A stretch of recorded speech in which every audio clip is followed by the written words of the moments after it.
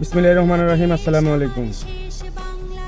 এই মহান বিজয় দিবসে সকল মুক্তিযোদ্ধাদের শ্রদ্ধাভরে স্মরণ করছি।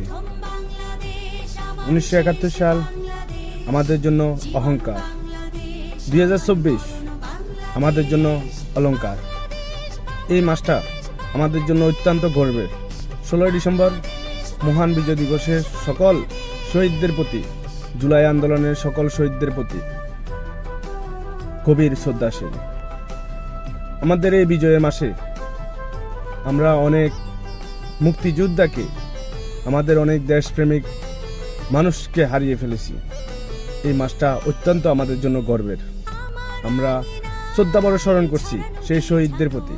সেই সাথে স্মরণ করতেছি স্বাধীনতার ঘোষক, বহুদলীয় গণতন্ত্রের রূপকার শহীদ প্রেসিডেন্ট জিয়াউর রহমান সহ সকল মুক্তিযোদ্ধাদের এবং জুলাই অভ্যুত্থানের সকল শহীদদের প্রতি গভীর শ্রদ্ধাশীল।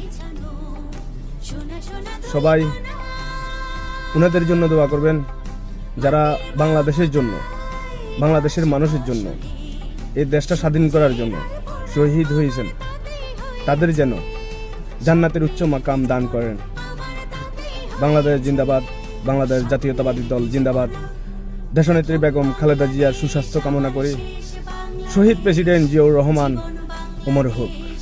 আসসালামু আলাইকুম। আল্লাহ হাফেজ।